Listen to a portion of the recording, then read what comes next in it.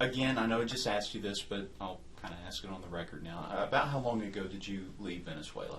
It was about 2014 when my son was 1 year old. I couldn't stay more because I was in a point where if I didn't have diapers and we couldn't buy them, or anything, and I had to hey, I have milk, do you have diapers? So we started trading things to try to survive, and I just didn't want to put my son through all of that, so I thought that the best thing was trying to leave. Okay. Let's make sure you're still in frame. Perfect. And I know you said that you had some family that still live in Venezuela. I have a lot of family that is still living in Venezuela. I have uncles and aunts and cousins. My brother, my younger brother, he still lives in Venezuela. Now, obviously, I know everybody in the world, and I'm sure your family in particular, have been watching the news of what happened over the weekend in Venezuela. And I know there's been a lot of conversations about, especially with people in this country that maybe not aren't a fan of what we did, what the military did in Venezuela, removing Maduro. But from what I understand, there's a lot of Venezuelans that are ecstatic with the way that this is happening. So we need to set a record and make it clear in here. Of course.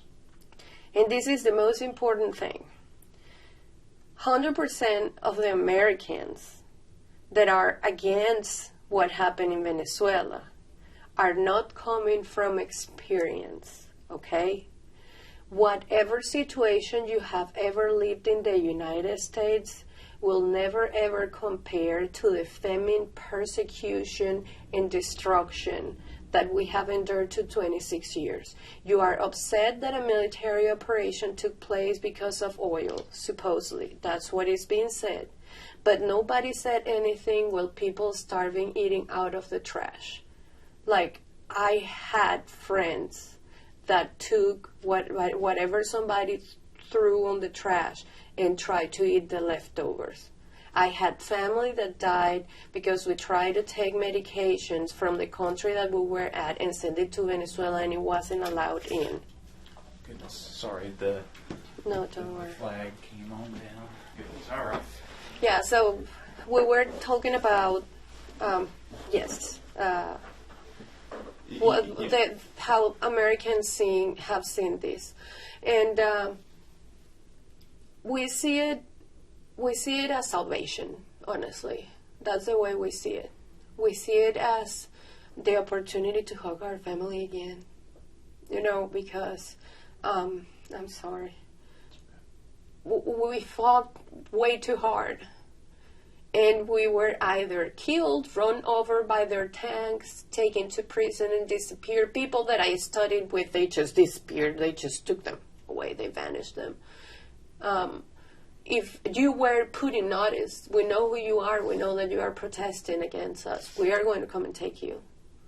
I worked for the government, for a bank in Venezuela, and they ran a list, and we had to, in any government, wherever the president was going to be, we needed to be there in slotted times because we needed to make it look like it was full.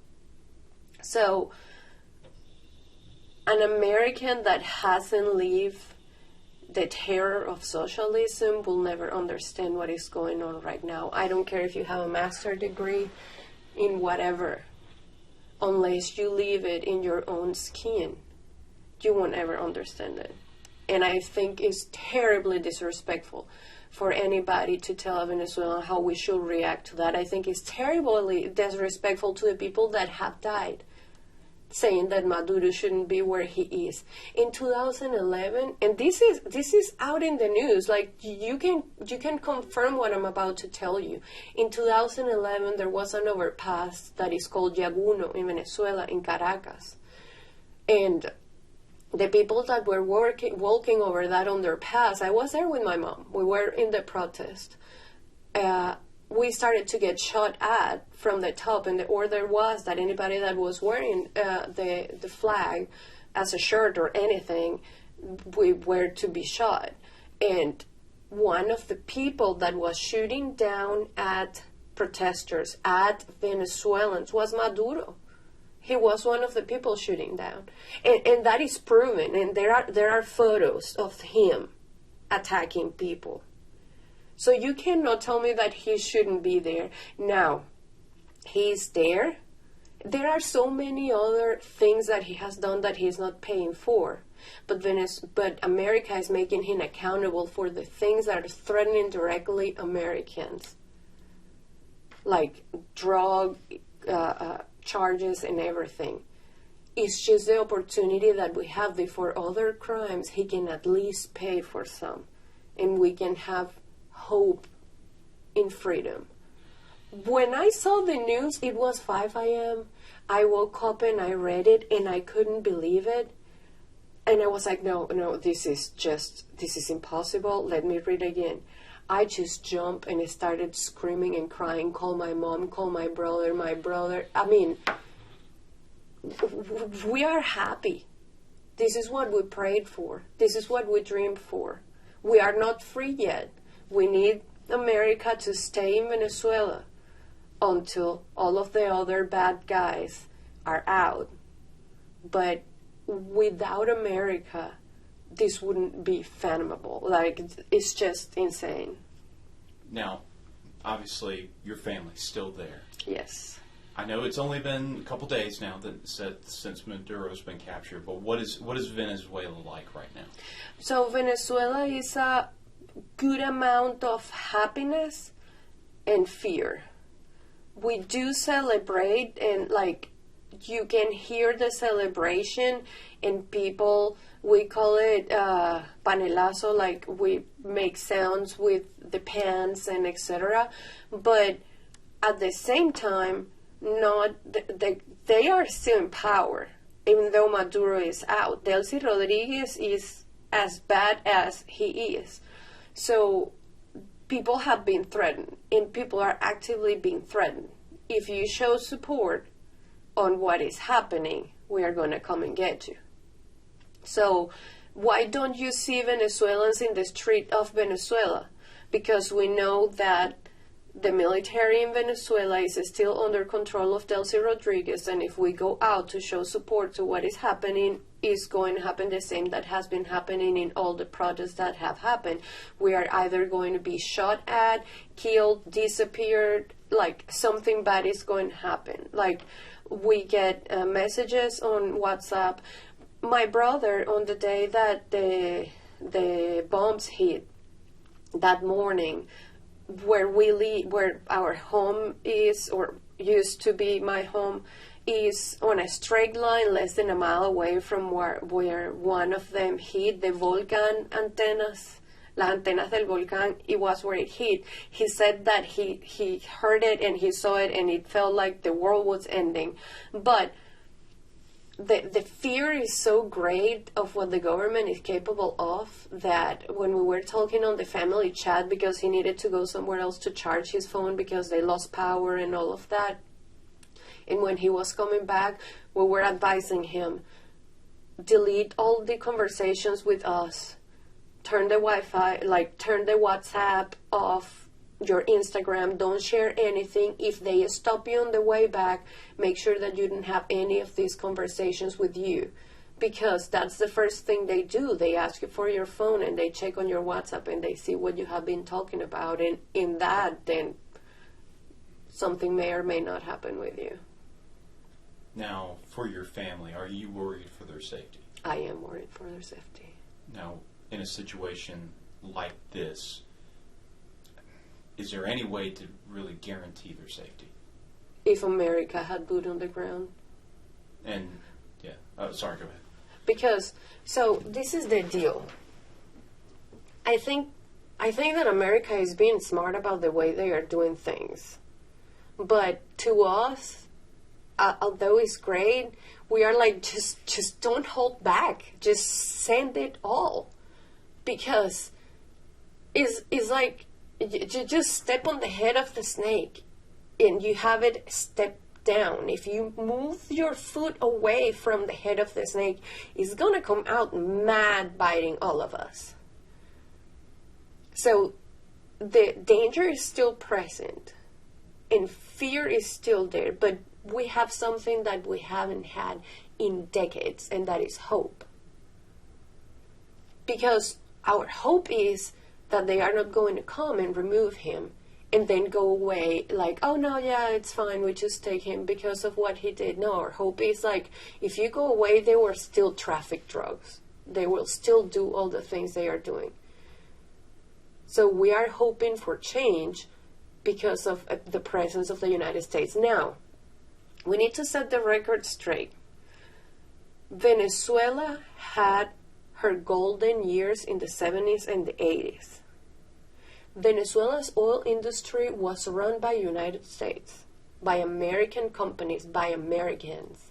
Americans built schools, Americans built infrastructures and roads and everything. My grandfather worked alongside them. Like, this is not like, oh, America wants the oil of Venezuela. I mean, of course, Russia, Iran, like, all of them also want the oil, but the difference is what is being used for.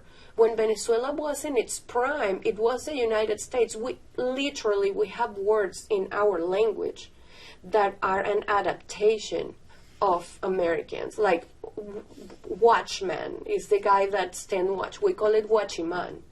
But it's because we were so close with the Americans in the 70s that were all the companies in the western part of Venezuela that were running the oil industry and its peak of the best that we became like one. And then what happened? In the late 80s, Carlos Andrés Pérez, that was the president before Chavez, then he decided to nationalize it. And that's when some of the companies started to leave the country. After that, after a few years of Chavez in power, then he decided to 100% nationalize it, but he didn't do it in the way that should be done by repaying the investments or setting the record straight with the companies and sending them out. He expropriated the companies and became Petróleos de Venezuela. What happened? Total chaos. Because not a single Venezuelan was prepared to work with the oil companies that they were left with. They didn't know how to work with their refineries. They didn't know how to work with the companies themselves. And that's how we came from being the biggest country in oil to literally produce less than 18%. We produce less than Colombia. It's just insane. We can't even refine our heavy oil. That's why Iran has to help us. It's just insane. It's a lot that goes on. So when somebody says, oh, America just wants the oil, take it. We just want food. Take the oil. If Russia and Iran and all of those countries are taking it already, Cuba, please, America, take it. Welcome, Americans, please. We just want to be able to have a life so we can pay for it. So we can live, so we can eat. People say, oh, it's going to be the 52nd or whatever state. Heck yeah, I'll dance the YMCA. But because my family will have food on their plates, because I will be able to go and hug my brother. I haven't seen my brother in so many years. We are considered traitors because we left our country. Our passport means nothing. If you go back to Venezuela, you just go to jail because you're a traitor. Like, look what the vice president has said, Diosdado. If we get with that passport in Venezuela and we come from places like this, or we have ever said anything against the government, we're just going to be thrown in jail. The real reality is different. The real reality is different. Those Americans, free Maduro, that's not real reality. That's them living in their little fairy tale story that are going to have a rude awakening. That's the truth. Check one last thing on here. Just, I always get paranoid with my camera, but very powerful stuff. Very powerful. I think you've answered. I think you've answered everything that I've been going to ask, but is there anything else that you would like to add that maybe you haven't said that would be really important? I talked to my brother this morning that lives in Venezuela, and I asked him those words. I said, I'm having the opportunity to talk to somebody about the situation in Venezuela. If you had the opportunity to talk, what do you want me to say? And he said, I want them to know the truth. In here, we don't have a future. When we work, we don't work for a home. We don't work for a car. We don't work for future plans. I would love to have children, and I can't. Not because I physically can't, but because we cannot afford it. We work for survival, and sometimes that doesn't even happen. So the real reality is, as long as America continues on help, there may be a future. I may be able to go and see my brother again. Hey, it's so strong. I have constant nightmares that I am ripped away from my husband and I'm sent back at Venezuela, and I'm terrified of what they are going to do with me. And those are nightmares because I love my country, but how can I live in it? How can I survive in it? There is not even the chance for survival. I had to leave my country. I had to cross the border with a 1-year-old to Brazil. I had to hide my son in a car because the military police wanted to take us. Because we were trying to leave the country, they wanted to force us to stay. I left my country with just the clothes I was wearing and a little bit of diapers and milk that I had left. Don't you dare telling me that this is not a reason for celebration. When I first come into the United States, I cried and had to turn around to my husband and ask him to please help me to open the shower because I didn't even know how to open the shower. When I walked into Walmart and I saw so many options to eat, I couldn't believe myself. Our reality is different. We want to live. And you guys have everything in this country, more than you could ever imagine. And I just wish that you could love it a little bit more and respect it a little bit more. Because if I had to give my life for America, I would. Because my family, I can have dreams and hopes and plans of a future, dreaming of a home, of a car, and all these silly things. Because of the United States. And whatever they do, they can destroy our body, they can destroy our history, they can destroy everything that they have done. They destroyed the Bolivar, they took 5 zeros from our, they can destroy anything, but what is in here? What is in here? The things that we lived through, that we survived through. They will never take it away from us. And there will be a day that as a family I'm going to go and hug them all again. We're going to say that we make it. And that's because real men in uniform went and took that man away. And that is the truth.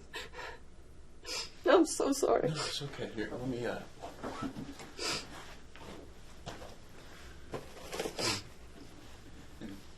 Thank you so much. I'll go ahead and turn this off.